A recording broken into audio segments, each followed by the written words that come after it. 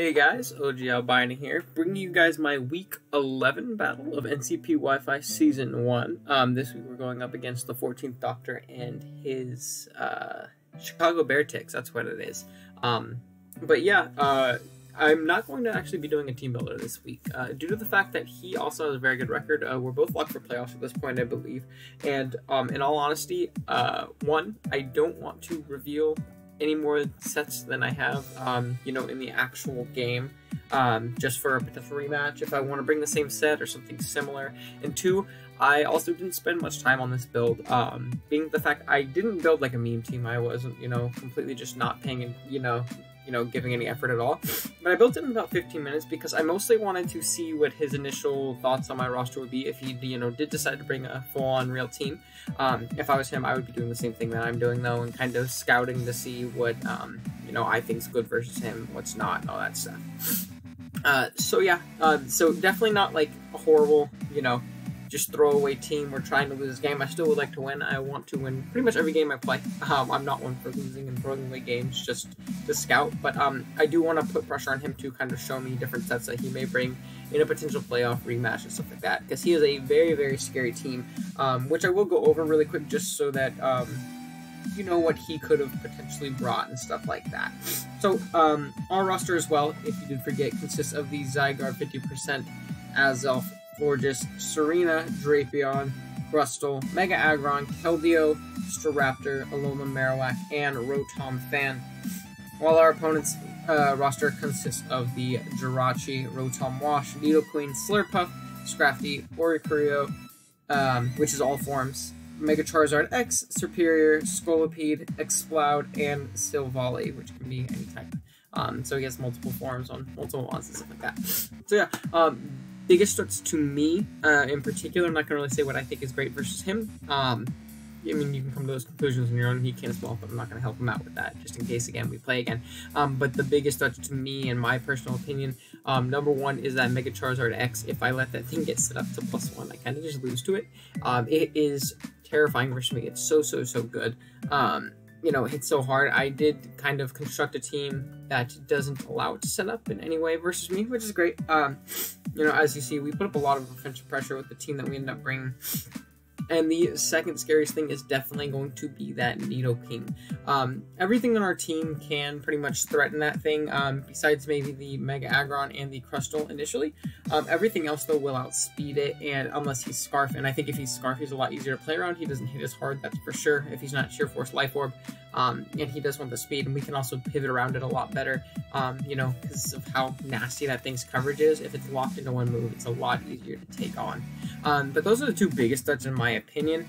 And then with that being said, the 6 that we ended up bringing, not gonna reveal any more than what happens in the battle, but we brought in Azelf with U-Turn for Momentum, Psychic, and then 2 other coverage moves for things like the Jirachi and other mons like that. We brought a Shell Smash Crustle, which is pretty cool, with the White Herb.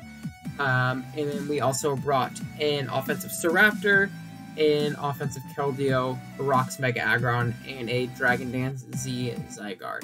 So yeah, with that being said, I am going to lead off with my Azelf. It outspeeds everything on his team, and if it's an unfavorable matchup, I can definitely U-turn out, and go from there. So we'll see what he ends up deciding to lead.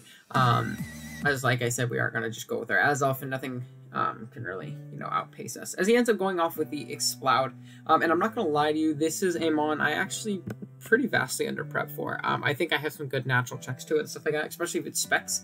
It's kind of like Nidoking, I can pivot around it. Like Aggron is an amazing normal resist, but it also can get blocked by a Fire Blast, so I have to make sure I scout 1, his damage, and 2, how much, how much damage he's doing to me, so I can maybe determine what item. As I go into my Keldeo, and based on my spread, we see right here that he is in fact choice spec, so expecting him to want to switch out, obviously. I'm just going to throw off a Focus Blast. It's unresisted on his team other than the Nidoking, which I don't think really wants to come in on me. As you see, we're going to throw off the Focus Blast. We're going to do a huge chunk to the Silvally.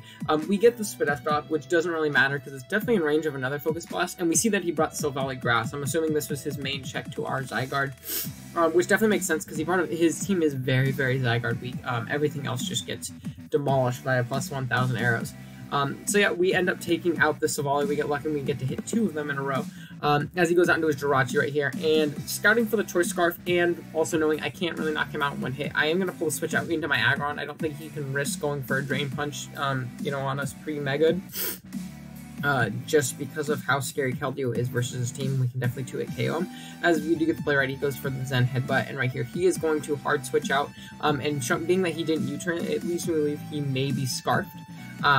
Which is good information, you know, in the future. We have some ways that we can potentially take advantage of that, actually.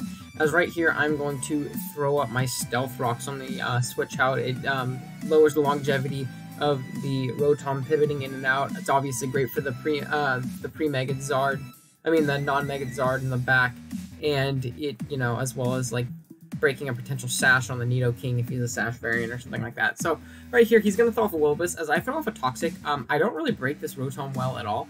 And if I'm expecting this, if he brought the set that I'm expecting him to bring, I can't really rely on my Zygarde to do so, and I really don't want to let my Zygarde get burned or get chipped from a Hydro Pump or an HP Ice or something like that. So I thought the Toxic just to chip that thing as much as humanly possible. And then I'm going to pull the switch out into my Azelf just because it's, in all honesty, the least useful member on the team. I'm totally fine. I can definitely live one hit from this thing. As he goes for the Volt Switch and he gets the crit, that damage from the crit reveals to us that he is a more defensive Rotom. He's not packing much special attack investment at all as he goes into his Exploud right here, and I'm just gonna Psychic to get off some extra damage. I don't really have great switch into this thing, and Azelf's in range of pretty much anything from everything else on his team. So right here we just throw off the Psychic, we get a big chunk off as he ends up knocking us out with the Boom Burst. Obviously that crit did not matter. I actually didn't even notice that crit in the battle. But yeah, down goes our Azelf. As I'm going to use this as an opportunity, knowing that he's specced to go into my Crustle. And I'm going to throw up a Shell Smash right here and get +2/+2. And if you look at his team, at this point, he really doesn't have much for it. Depending on his Rotom spread, he can potentially live a +2 Stone Edge. But if he's just max HP, he drops. Jirachi drops to an Earthquake if he's not Shuka. Nidoking drops to an Earthquake, and Zard drops to pretty much any hit right here too. So we are going to get the Shell Smash off as we are definitely able to eat that Boom Burst, and then we throw off an X-Scissor the next turn and knock out that that Exploud. So down goes that. We, you know, pull ahead and leave one more time. As he goes out into his Jirachi, and this confirms to us that he is Choice Scarfed, which is totally fine. Down goes our Crustle, but this gives us very valuable information on this Jirachi set. Being that he's locked into Iron Head, I'm going to take this as an opportunity to go out into my Zygarde and just use it as setup water, because we're not taking, we do have a good amount of HP on this Zygarde spread, so we're not taking very much from an Iron Head. And if he is not Choice Scarfed and I just completely creep my Monrong, we can definitely live an Ice Punch from this range. As he is going to pull the switch right out into his Rotom, and this screams to me that, you know, this thing is definitely going to be Shuka Berry. That's the set I expect to come. I am not seeing leftovers at all yet.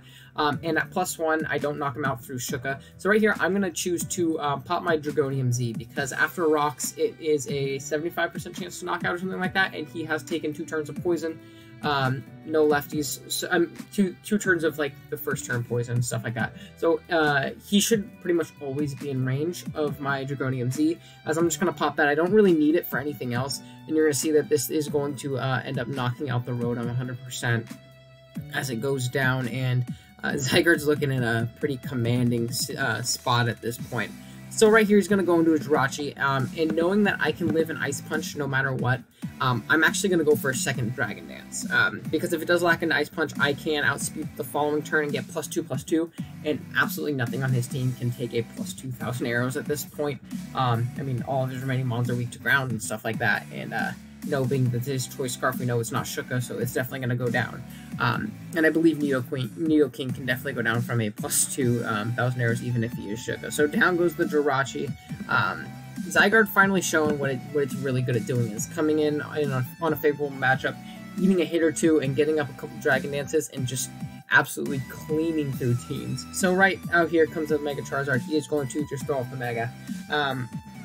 you know, no matter what, even if he stayed pre-mega, we were knocking him out with a +2 arrows. It would have been neutral the first turn. Flying types do take it to neutrally, regardless if there's, you know, other type taking it super effectively. But being that he did mega, it's going to be super effective. But regardless, it didn't matter. Zygarde's too strong to really, you know, worry about that. So down goes the Mega Charizard X, and the last mon here is going to be the Nidoking. Being that he didn't go to this first, I know it's not Shuka, and being that you know, rocks are up, his potential sash is broken as well. So down goes the Nidoking, and Zygarde is just going to come through and completely clean sweep through my opponent's team. So that is very nice. We're able to pick up the win. GG's to Doctor. Was definitely a good one for sure. You know, again, we didn't bring our, you know, A team, and honestly, I don't think he did either. Like I said, if I were him, I would have done the same thing that I did and kind of held back on a few things and kind of scouted and seen, you know, what we brought. So we were able to keep some secrets, you know, hidden in this game. Staraptor never had to touch the field. Aggron never clicks another move besides Stealth Rock and Toxic, so its other two move slots are a mystery. You know, and Azelf never did anything but click U-turn and Psychic, which isn't very telling of its set, in all honesty.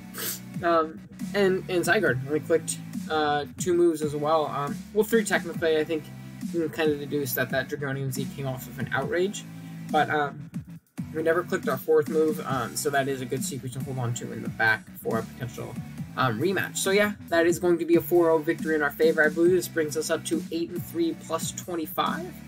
Differential, or plus 24, something close to that. So we're having a very, very nice season. And next week we take on our good pal Kurt the Buzzwole. Just heads up that will be more of a meme game. I'm obviously pretty locked from where I'm at. It's also finals week for me next week, so I don't really want to put too much effort into prep if I don't really have to with all the other leagues I'm playing in right now and stuff like that. And Kurt is out of playoff contention, unfortunately, right as of right now. So hopefully we can bring some fun things, have a fun battle, you know, against one of our good pals and stuff like that. So yeah, with that being said, thank you guys so much for watching. I'll catch you guys in our next battle. Later.